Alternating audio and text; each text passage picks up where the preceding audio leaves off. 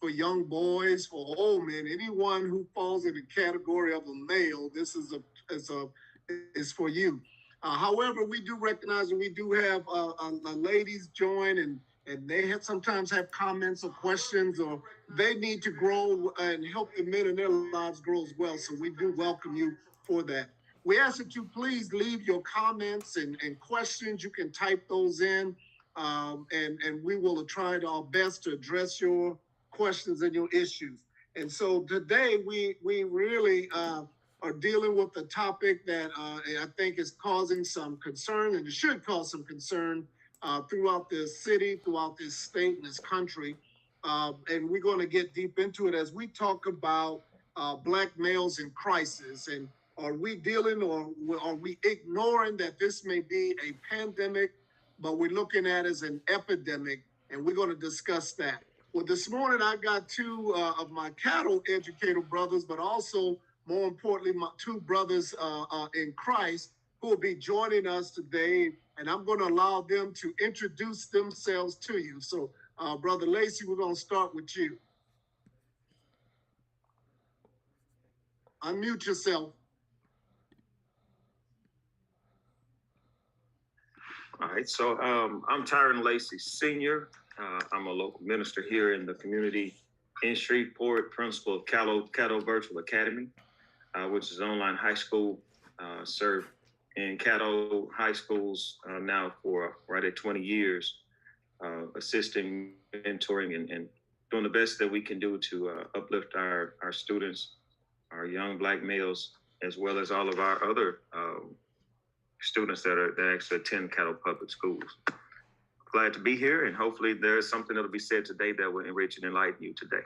Thank y'all for joining us. All right, thank you, Brother Dennis. Good morning. My name is Patrick Dennis. I am the interim assistant principal of administration at the Woodlawn Leadership Academy, where I've served for the past 8 years, going from English teacher to administrative assistant and now APA.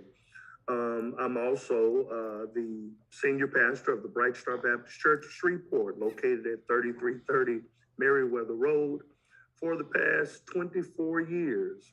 And so I have a passion for men and for young men, particularly our African-American males, and for reaching them in ministry, everything from just getting out and playing basketball, for them opening up the gym, allowing them to come in, pray with them, talk with them, to give them an opportunity and someone to connect with. So glad to be here. Thank you so much.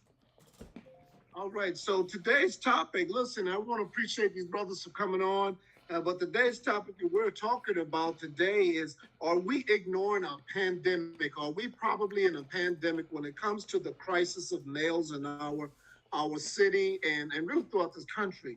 And so to give some backdrop, an epidemic is really a sudden outbreak of a disease or virus that hits a certain area. So people typically don't get in a panic mode. If you remember, at the early stages of what we call COVID, the federal government itself treated it as a epidemic that is not as serious as it is, that is localized, or it's just in that one area.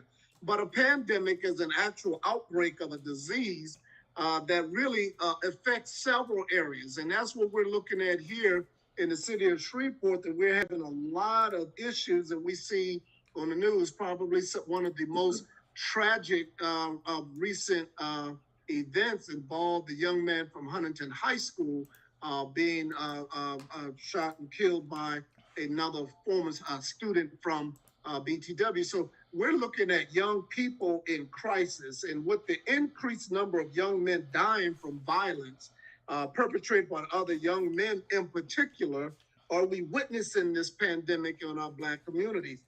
But are we operating as if it's an epidemic? That is the question I want to lead off into when we're discussing this. And just so that everyone knows, we are not indicating that there is no one trying to do anything, but we're looking at this from the standpoint, or what should our responses be? So, brothers, I want to lead with that question there and just get your take on it. We got several other things that I'll be discussing or will be discussing, and I even got a few scriptures that's going to kind of back and undergird this thought and this feeling and emotions that we should have towards this. So, what say you on that? Are we operating? Or is our response? And I'm talking about the entire community, not just Black community, the white community, the Hispanic community.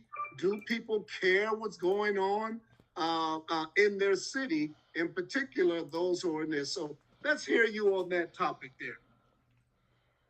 Well, I would say yes to that question about are we, is it more of a pandemic? I would say yes, especially if we view the United States as a whole, as a microcosm of the entire world, in its racial complexities, its diverse communities, and those communities that are strategically segregated by politics, poverty, social economic status. In terms of epidemiology, we're dealing with the epidemics. It's almost like those areas who do not, those areas of town where people live that do not deal with the high crime, poverty, violence. A lot of them tend to turn a deaf ear to what's going on in those areas of town that do have those issues. I've noticed that a lot of the people who live in those areas, a lot of them want to get out of those areas, and given an opportunity, they will. But the thing that we have to look at is once we leave those communities, we don't just turn our backs on the community and say, oh, well, that's them now. We're in a better place. And we just, we have to find a way to be a part of the healing process. So I think you're right on point with that. I think there's a lot of, since we see it so much, we almost become immune to it. And desensitized to the fact that these are real lives. That these are people who have real families, until it comes home and hits at your front door, it's almost like it's not really real. And then when someone's affected that, then everybody wants to rally in pockets to deal with the issue when we really should be doing the same as we did with George Floyd and all those others who, we marched for and all those other people. Well, Dennis? Well, I think what Brother Lacey has said was pretty much spot on, but I'll add to that. Yes, we are, if there was another level of that, the pandemic, I don't know what's beyond a pandemic, but I think we're there. As I think back to just being here at Woodlawn, from 2020 until just last year, 2021, the end of 2021, within a 2-year span from beginning of COVID until the end of last year, we buried, and when I say we buried, I mean Woodlawn buried 20 plus students. We lost 20 plus students to gun violence, gang violence, suicide, just children, young people dying and being killed senselessly. The response from the community is pretty much passe until it reaches them. I myself, I preached 2 of those funerals of young men that were violently gunned down and killed. One, Clinton Johnson, the third, who was on the basketball team here at Woodlawn, going into his sophomore year. And that was in October of 21. And then here recently, the young man from Huntington High School, I also preached that funeral. We're tired, I don't know. I mean, I'm sure you guys are weary and you're tired of seeing it, tired of doing it. We do what we do as men of God, as men of this community, because we don't just teach or administrate here at the school and then we leave. We are a part of this community now from our service and from our connection to the people. But it's really become a problem, and people in general don't take it to heart until it reaches their door, and by that time it's snowballed into something a whole lot worse than what it is now. Um, when you ask about our white is white Shreveport, is white America paying attention to what's going on? Well, they're standing by and watching what's going on, but it does not, again, really phase them or impact them until it reaches their doorstep. Case in point, I believe it was in early 2021, where a young man was shot. There were shots fired, and someone was shot and killed over by Highland Christa Shumpert Hospital. Prior to that, everyone kind of turned and looked at it and then kept going, like in the story of in the biblical account of the Good Samaritan. You see somebody and then you just keep moving. Oh, that's a shame. But after that happened, when the shots and bullets were found in that building, well, that's when it became a public outcry. And okay, we need to put everybody on if you remember, put everybody on what is that? A curfew. All the kids go curfew, and so it's all up in arms now. Why can't we have that type of response, before something happens? Because I maintain that proper pre-planning, will take care of a whole lot of this. Yes, there was some will slip through the cracks, but we've got to work and we've got to do some work on the front end so that it won't be as devastating on the back end. And that's important. Listen,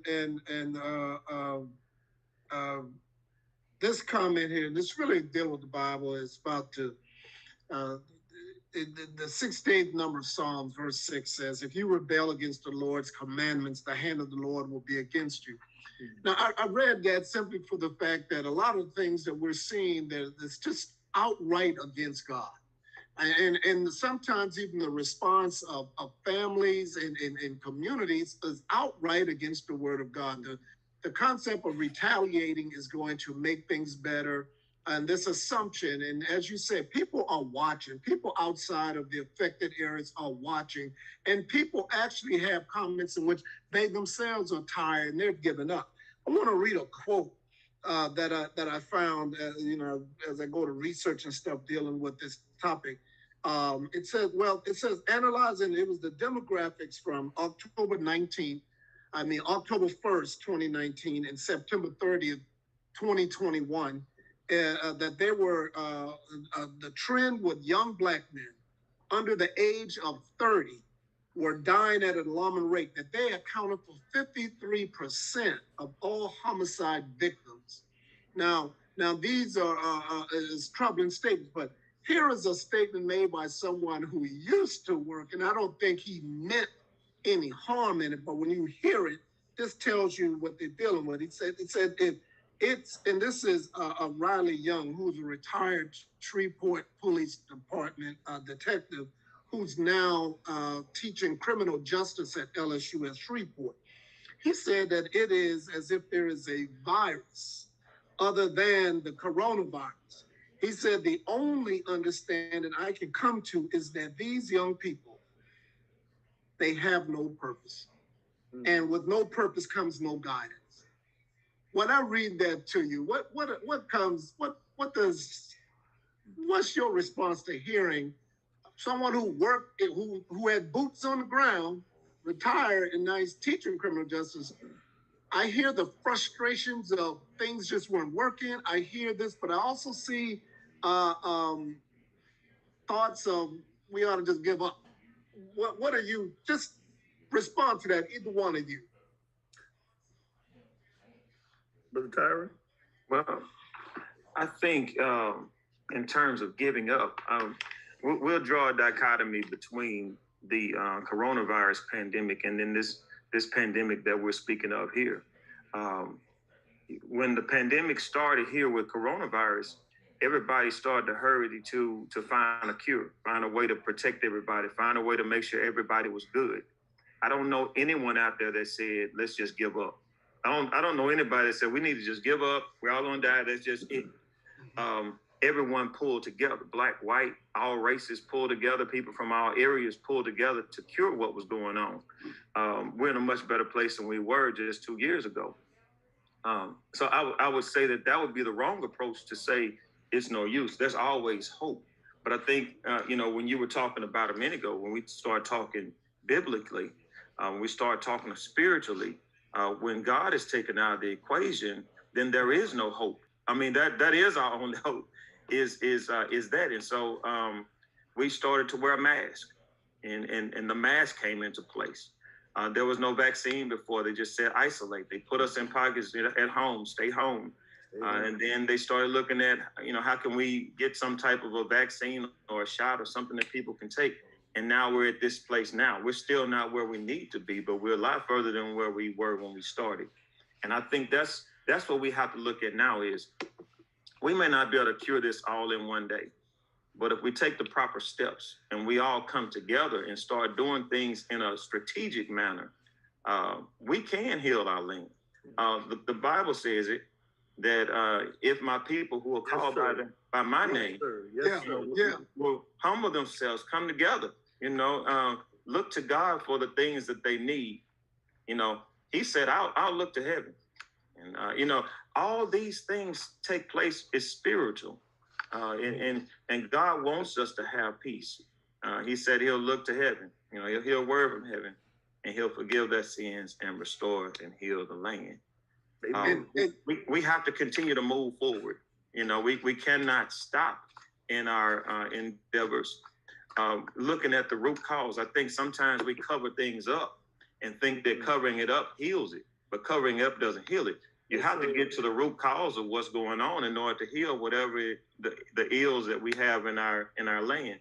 When the pandemic came, we put a mask on. That didn't heal it. It just covered it up and kind of kept you safe for a little while. It was almost like, without the shedding of blood, there's no remission. The bulls and goats and doves and all, it was a temporary covering, but it wasn't something that would heal you. Come on. Until Christ came.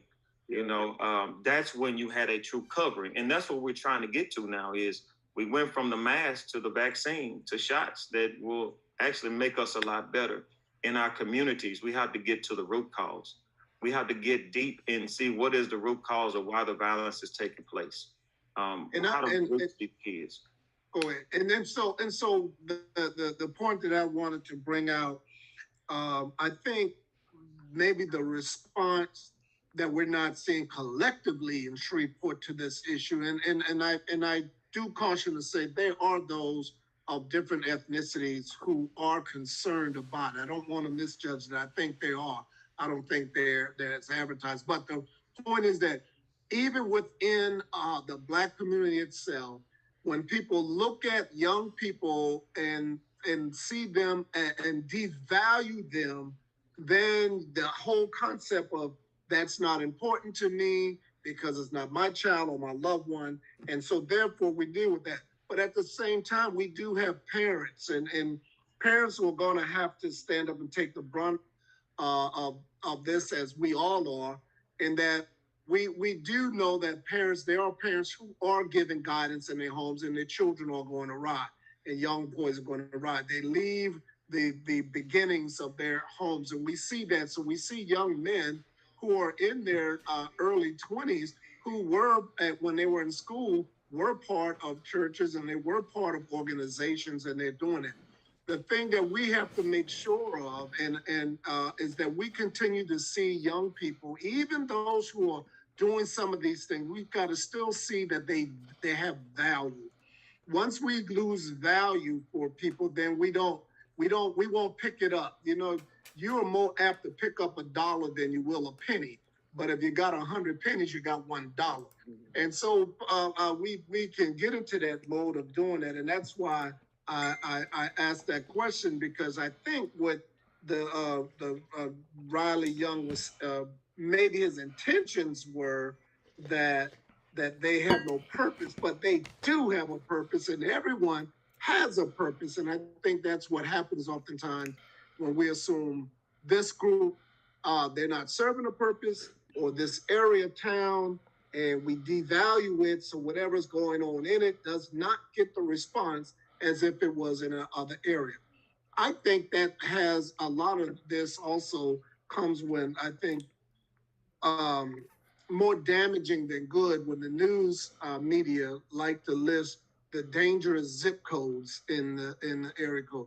Well, you throw certain zip codes in certain areas up there, and it makes people think about that. When in fact, a lot of these zip codes, take the MLK area 71107, they see that, and none of them talk about all the homes in up there on the lake, on the backside of that lake. That's 71107 as well.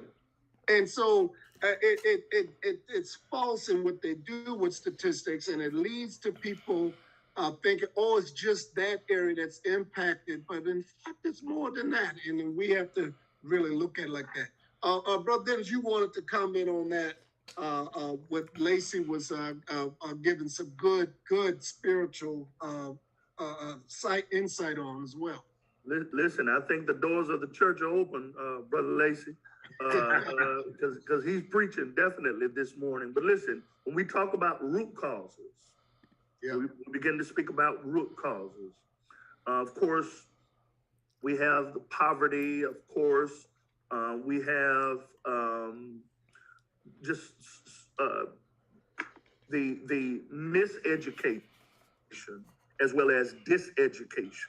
Yeah. Miseducation being we're this new thing of no snitching, don't talk about it, don't snitch. Brother Lacey said it earlier very plainly. Listen, you can't just cover it up and think that's going to heal it. Putting a Band-Aid on an open wound is not going to heal it. You've got to get in and figure out where it came from and what's going on with it. So you got miseducation. Then you also have diseducation, where we're being told everything that was taught to you, you forget about it. Don't worry about it. That comes from our from home. It comes from home. The Bible says charity begins at home, love begins at home, and then it spreads abroad. I would always hear my late pastor of my home church, the late Pastor John Henry James, say Proverbs 22:6. He'd say, train up a child in the way that he should go. In the way that he should go. And we've gotten away from that in our communities. We've gotten so far off base from that. Train him up in the way that he should go. And that's not just us at the school. Many times, and brothers, I'm sure you can attest to this, the parents and the guardians are asking us to do something that they won't do. They won't. They will ask, well, what are you going to do about it? No, ma'am. I can only help to reinforce. Listen, I set the parameters of the rules here and I enforce the rules here. But when he gets home, what are you doing to help? What are you doing that's whenever I see a student in front of me in my office, I always call that parent or that guardian and I plead with them, mama, grandmama, daddy, whomever, I need you to help me. Now I'm going to give little Johnny this particular consequence. It probably should have been something else, but I'm going to give him this consequence, but I need you to help me, with that. And the church and the church is doing the church's part, the school is doing the school's part, and in some instances, some parents, and I will say not all, but some parents are doing their part, but where is the collective effort? Right. As it used to be when I was growing up, when you were growing up. It takes a whole village, y'all, to raise a child. And so when you have the way that poverty is now, when you have miseducation and diseducation, when you have just all of these different things taking place, it gets to the root cause. It speaks to the root cause of why all of the crime is taking place. And it will make you, if you're not rooted and grounded in the word of God, because Jesus said, in this world, you're going to have some tribulation. Yes, but John 16, 33, but be of good cheer. Why? Because I've already overcome the world. It's going to work out. It's going to be all right, but we still have to do our part. We cannot throw up our hands and say, oh, woe is me, there is no hope. No, there's always hope. As long as we've got breath to breathe, as long as we've got a prayer to pray, as long as we can impact their lives in some sort of way, there's always hope. But it takes everybody, yeah.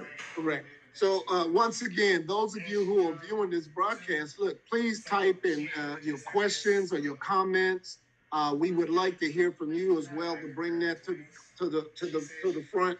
And but as both of you said, and I want to glad you brought up the poverty, because like I told you, I go do my research. That's my history background. But listen, I got this from the United States Department of Justice, Office of Justice Programs, Bureau of Justice Statistics.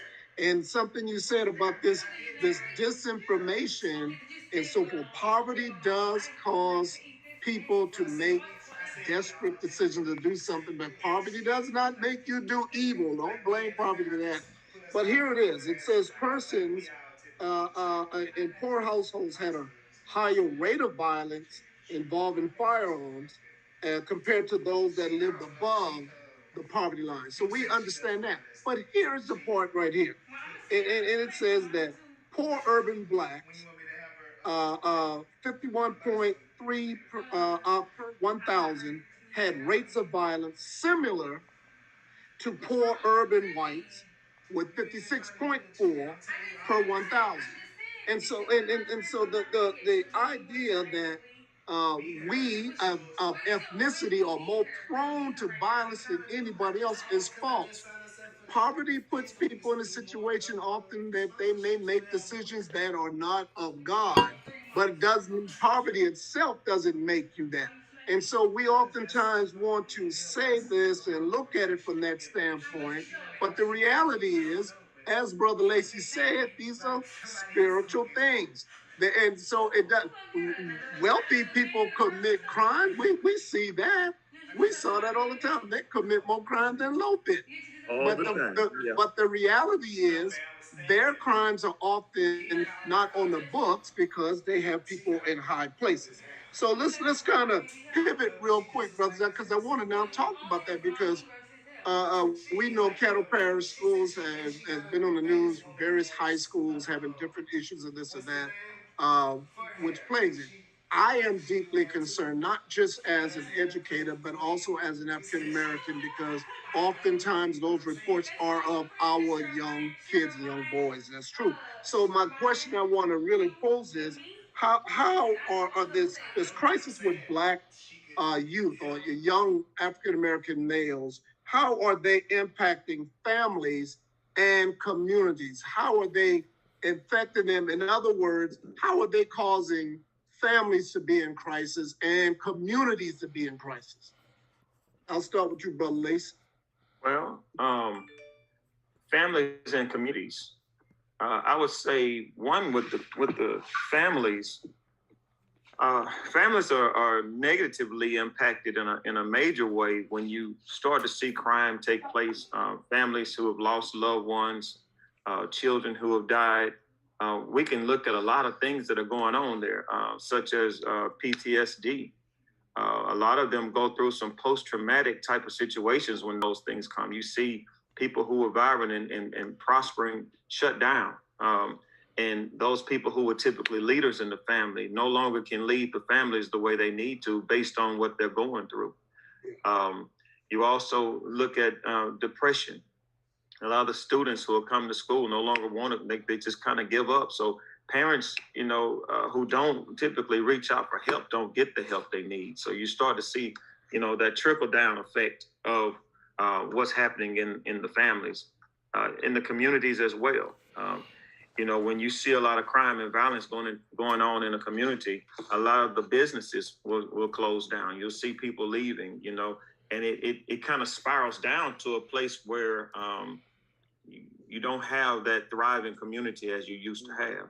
Well, and it's sad. I know when I've ridden through communities where I used to go, where I used to live, where I used to have a good time, and it was fun. And I remember the things we used to do. To see those places now shut down and boarded up, or nothing's going on there anymore. I ride through with my kids, and I have stories with them about what we used to do over there. This is where we used to go. This is how we did it. For them, it's just like, really? It doesn't look like that was much fun. When I look at it now, that doesn't look like a place that I would want to go. So I think it all can be revived. I see some gentrification going on and things like that they're trying to bring the city back, but like Pastor Dennis said, it's going to take a village. I mean, it's a collective effort that everyone has to join in on, not just a certain sector in the community, but everybody has to come in collectively to make it work. Pastor Dennis, and I got this question for you because this one deals in the realms of schools. I know we all work in the district, but since you have really given us some specific information as it relates to Woodlawn, which really made my heart sunk just hearing those numbers. Yeah. But tell me, how or what should or can schools do to respond to this? Well, that's an amazing question. We have to do what I would like to call, we have to teach through our trauma. And yes, it is a lot of what we're dealing with is traumatic. Cato responded. Cato responded to us back in earlier this year after remembering all of the things that we had faced. And they created for us a room,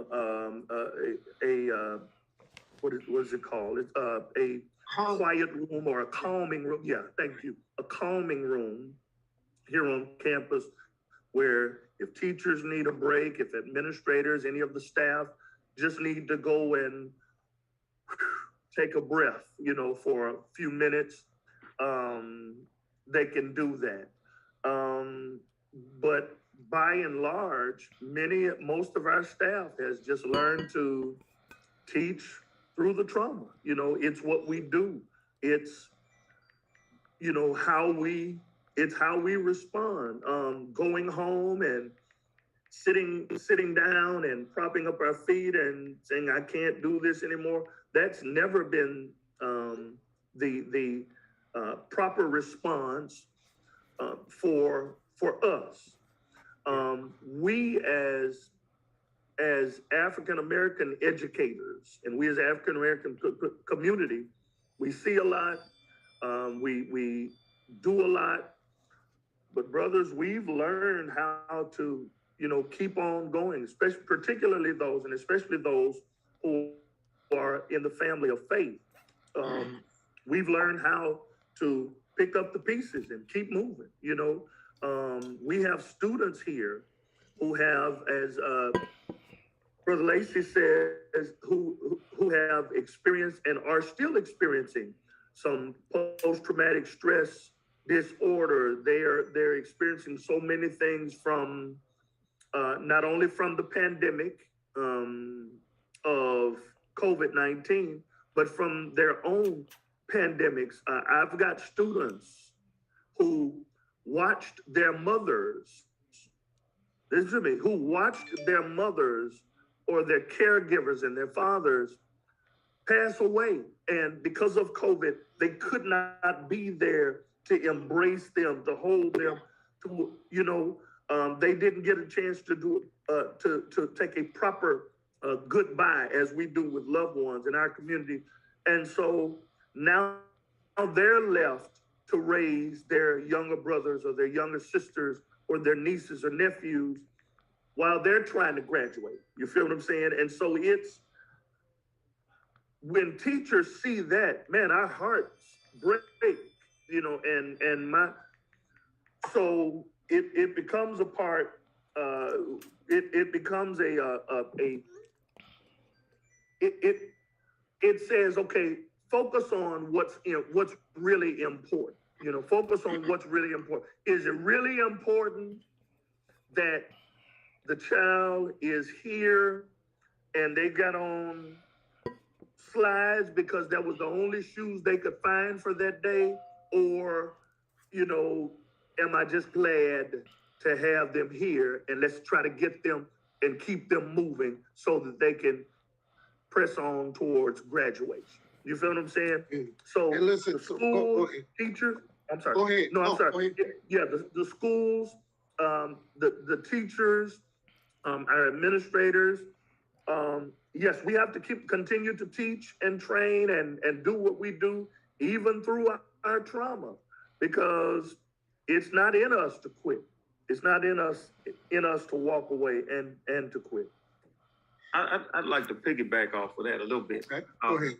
Because I know the school where I'm principal is a little different than the school where Pastor Dennis is, in that we actually get the secondary effect of what's going on over there. And of course, even at Green Oaks and some of the other schools where you have students who have lost their lives, you've had a lot of violence in the communities and so forth, where parents are looking for an option. They're looking for a way out. They're looking for another alternative to the traditional public high school.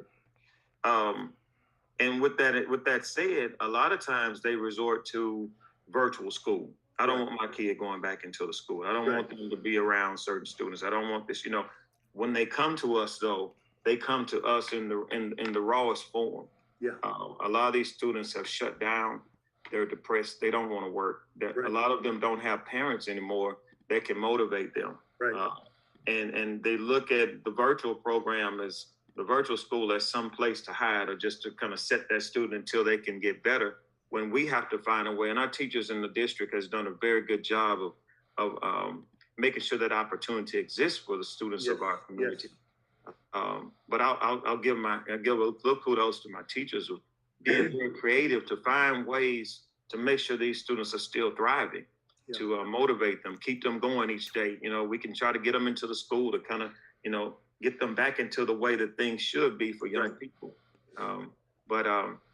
You're absolutely right. And I want to take this moment, man. Any teachers out there viewing this, or any of you who are viewing this, know of a teacher in school, in public schools, man, pat them on the back, take them out to lunch, go get them a gift card. Those are the true heroes right now, boy, because they're keeping this train going, and they're literally making lemonade out of lemons with some of these students, because they have a greater relationship than me as a principal, and man, they're doing phenomenal getting some of these kids to stay engaged. So I just wanted to point that out for any teacher out there. Man, brother, you have mad respect from me when it comes to that. They show up every day, and they're dealing with it every day. In every school across the nation, they're dealing with this, and they don't get the credit that's due to them. But I want to give it to them today. And I want to read this this passage of scripture, Proverbs 16:28-30, because it's going to tie into this other question I have for you guys. It says, "A froward man soweth strife, and a whisperer separateth chief friends. A violent man enticeth his neighbor, and leadeth him in the way that is not good. He shutteth his eyes to devise froward things, moving his lips, he bring evil to pass." Now, I said that because we're seeing a lot of black on black crime. We're seeing guys being encouraged to participate and things that, are just pure evil. So, do you talk to us about what are factors you believe are contributing to this crisis for our young men? Pastor Dennis, you want that? You want me to start off with that? Hey man, I'm gonna give you the alley oop, and then you go on and slam dunk this thing. Well, I would say everybody needs somebody to talk to. Yeah. I think relationships are very powerful, and if you don't have the relationships in place that are healthy relationships, then those kids are gonna find somewhere to build a relationship that may not be so healthy. There's an absence. I won't say a complete absence, but there's a significant absence of male to male in our community that's actually producing a great impact on our young Black males. Not only young Black males, but all of them. You look at, I think sometimes we get the focus of everything, but when you look at it, there's a lot of other communities out there, Black, white, Hispanic, that if those kids could get the relationships they need from good mentors, people who can teach them the right things, let them know their values, let them know that they are important, teach them about the things that how to be a good man, how to work, how to do all those things. A lot of that could be curtailed.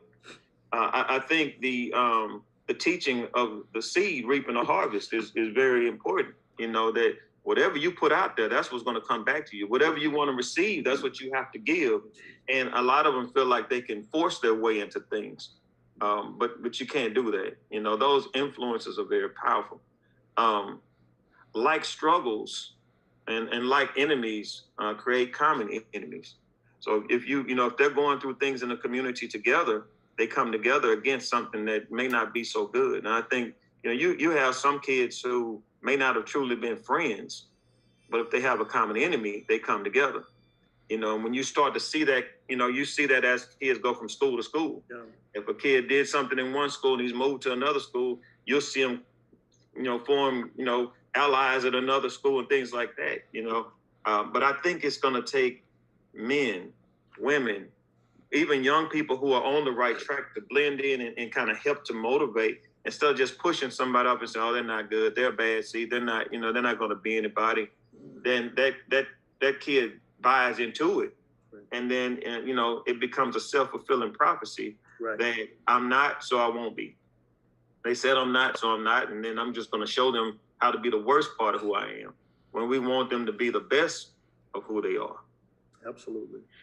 Something you just said is true because, and when we talk about spiritualness out there, and in particular to all the men watching this, it is very easy to believe and accept that you're not worthy, you're not worthy. And because your flesh is so sinful, it is already believing that. And so it takes more and it takes a village to uplift one person because they have to overcome that evil spirit that was born into the world with them. And so you are so right on that. We've got to get back to men mentoring, not just, listen, men mentoring boys is definitely needed, but we need a situation where men need to be mentoring young men. Because we got young men who are having these boys and then they are bailing on their families because strife and struggles come and they're not ready for that. And I believe that's part of a huge issue there. Brother Dennis. Oh man.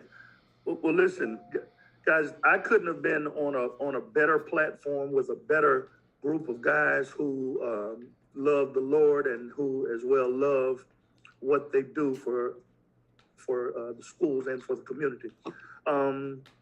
We definitely need mentoring, positive mentoring, accessible and available mentoring. Just because kids sign up on a list doesn't necessarily make you a mentor. You got to reach them. They have to be reached and they have to be taught, even from our fraternities and our different organizations, our churches, Boy Scouts, Omega Psi Phi, Kappa Alpha Psi, Alpha Phi Alpha, Phi Beta Sigma, Iota, Phi Theta. I mean, all of the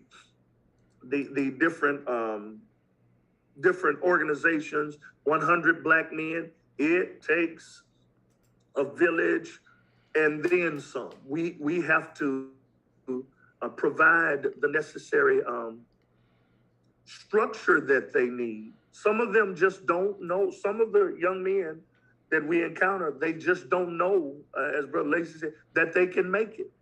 They don't know that that they've got greatness in them. You have to tell them.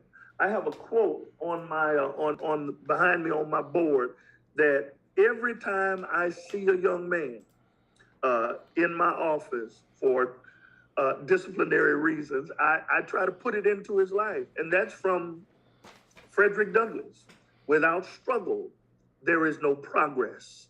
You know, there's so much that they need, so much healing that they need. And it takes more than just Patrick Dennis. It takes more than Stephen Grant. It takes more than Tyron Lacey. It takes us all speaking the same language, and it takes all of us moving and motivating them in the right direction. They're seeking attention. We know this just from being in the classroom, because all of us, before we were administrators, at some point or another, we were in the classroom. Students are seeking attention. It's just what type of attention, you know, Right. do you support that feeds them and feeds their mentality and their motivation?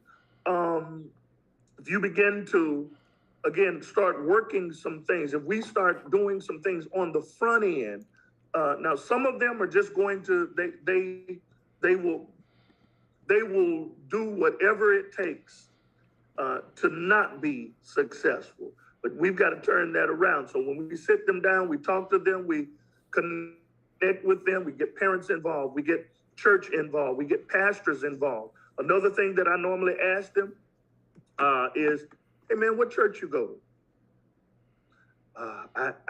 I have been to church in a while. Okay, well, we need to fix that. You know, we need to fix. I mean, you can come in here and you can talk to Mr. Dennis when you're going through something. I know that you're dealing with some things, but come on, man, let's do something different. And then every time I say, hey, what are those grades looking like? And it's not a, you know, all right, you did something today, so now you're going to see me. We have to see them and celebrate, as my friend Timothy Jones over at the Peaceful Rest Church says, we have to learn how to celebrate the small wins. Yeah, we have to celebrate the small wins. Junebug stayed in class all day today and did not get in trouble. Hey man, that's a win for me, because he was suspended for 8 days out of the past 3 weeks. So let's celebrate those small wins, and we can get it however we get it. We get it how we can get it.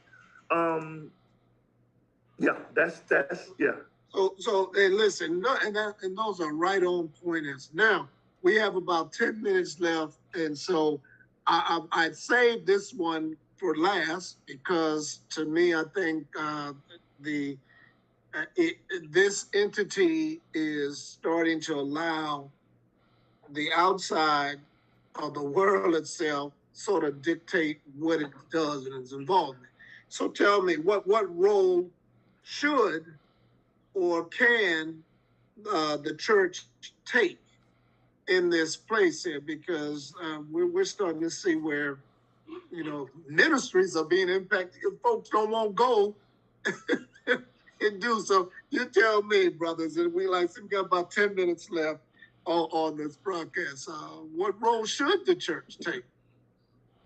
Well, I'll jump in here, Brother Lacey, and I'm gonna do the magic behind the back pass and throw the ball to you so you can finish up the game. But listen, ministries have always been at the forefront of change in the community: social change, spiritual change, educational.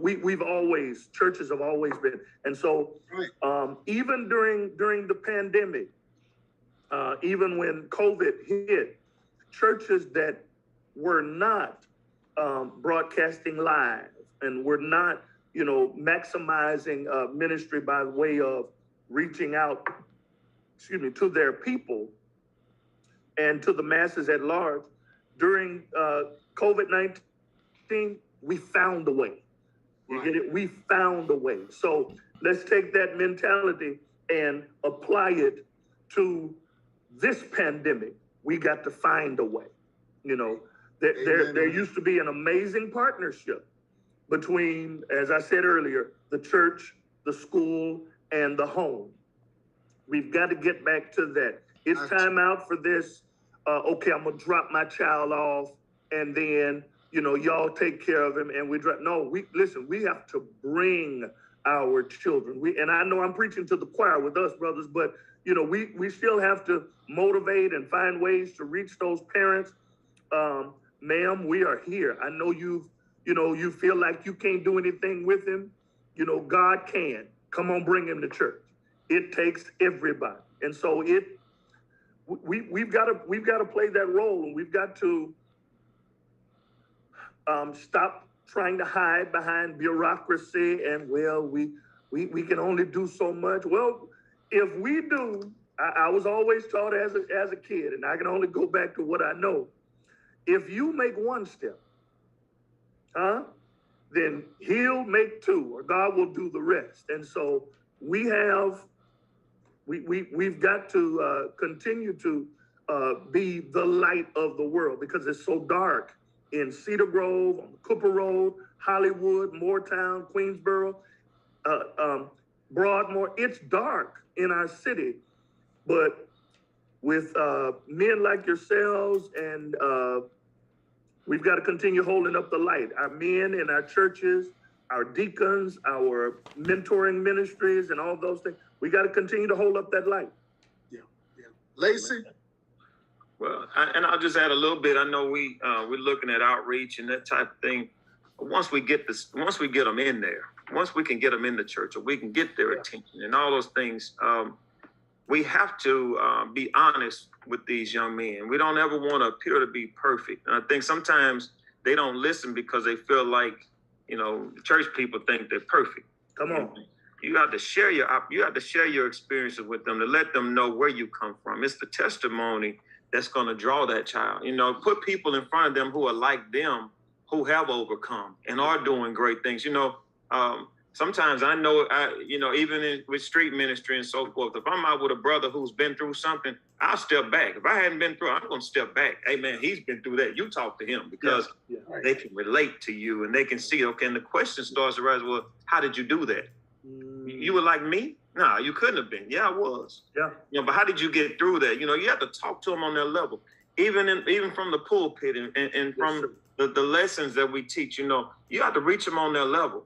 Yes, sir. You can't talk over their head. You can't talk at them. You just have to you have to let them know, hey, we're all the same. We all have sinned and fall short of the glory of God. We all, create opportunities for these students to thrive. Everybody can do something. Everybody is important, but you have to reach that child. You have to reach that young person. See what makes them go, and then from there, God will do the rest. He said, one man will plant a seed, another man might water it, but then God gives the increase. He'll give the increase. Yes, sir. Yes, sir. And listen, I want to thank you guys, because you're spot on with that. I think we got to get back to really injecting the model that Christ did. Christ went, he gained, he added, but he retained, and the retention is what I think we got to get to, where we're doing things that comes off as a miracle in some people's lives. They see it. Like, how'd you turn that kid around? That's a miracle. Well, people saw that, and that drew them to Jesus. And so we have to make sure that we can, once we approach and gain and add, we have to retain this. And the young men that are in crisis will adversely affect not only our people, but it affects the entire city. And the impact of it is real. We cannot act as if this stuff doesn't matter. So when we see young men in crisis, I was in McDonald's yesterday, and these 3 young boys up in McDonald's just cursing as they engage in one another. over this stuff. And I told them, hey, you guys, hey, stop all that cursing over there, man. You got people over there. That's somebody's mama behind that counter. That's somebody's mom sitting over there. That's somebody's granny right there, man. Don't you? And man, all three of them, oh, I'm sorry, I apologize. Yeah, man, but I know it ain't that easy when you're talking about the older guys. But man, someone's got to be able to step up when we see wrong and say, hey, this was wrong. And I think that what oftentimes we're getting to the point that because they don't look like us or they're not on our level economically, or perhaps that they're not like us, they don't go to church, we kind of starting to devalue people. We've got to stop doing that. We have to start seeing people, see the kings and queens that still exist in our young kids in the school, see people and see their strife. Jesus came across that funeral procession and saw the widower burying her only child, and he saw her. Scripture said that he saw her. The disciples saw a funeral. Jesus saw this woman needs assistance, and he raised the boy from the dead. And so we have to see people, meet them where they're at. Don't devalue them. Even the vulgar ones need assistance. You gotta, it's crazy, but you gotta have even conversation with some of the most vulgar parents and sit back and tell them that I am doing this for his good. You may not like that, but this is for his good that we do this, and we'll get him back on track. Hey, listen, for everyone out there, listen, I can't say enough about these gentlemen. I'm going to give you guys a minute of parting words, and then we're going to go on with the rest of our day. Brother Dennis. Again, Principal Grant, Brother Grant, it's been a pleasure to be able to share with you. If I had some parting words, it would come from my favorite, one of my favorite scriptures. I think all of them are my favorite, but one of my favorite scriptures, Proverbs chapter 3, verse 5 and 6. How are we going to make it? How are we going to survive this? How are we going to impact this nation, this generation of young men? We got three things we got to do, and then a fourth will happen. If we trust in the Lord with all of our heart. If we're not trusting in the Lord, it means that we don't know him, and if we don't know him, we can't truly trust him. Then we got to not lean to our own understanding. There's some things about life that I understand with this, but then there are some other things that life and God has had to teach me. So I don't understand it with my mind. I understand it with my heart. Don't lean to my own understanding. In all of my ways, in all of our ways, if we acknowledge him, allow them to see, as Mr. Lacey said, allow them to see what we've been through and that we're not perfect. We acknowledge God, and God will, here's what he'll do. He will direct our path. He'll direct their path. He'll allow us all to walk together on the same pathway to success. Thank you so much. Brother Lacey? Man. Well, I'll say, Brother Grant, it's been a pleasure to be here today. Pastor Dennis, it's always a pleasure. Always. I saw it as an honor when you asked me to show up today, because I do have a passion for what I do in the school system, at church, at home, and building up young people. I love to see families grow. I love to see young men and women being who God called them to be. At this place, I know that, the struggle is real. There's a lot going on, not just in our communities, but across the world. And we're only one person, but we're important. And we're a person who can make an impact. I challenge everybody today to find a reason to go do something and cause an impact, a positive impact on our young people. I have a scripture that I love too. It says, they that wait on the Lord shall renew their strength. They shall mount up with wings as eagles. They shall run and not faint. They shall not walk. They shall walk and not be weary. We have to get busy doing what we do. In time, by and by, God will see us through. Yes, he will. I thank you for allowing us to be here today.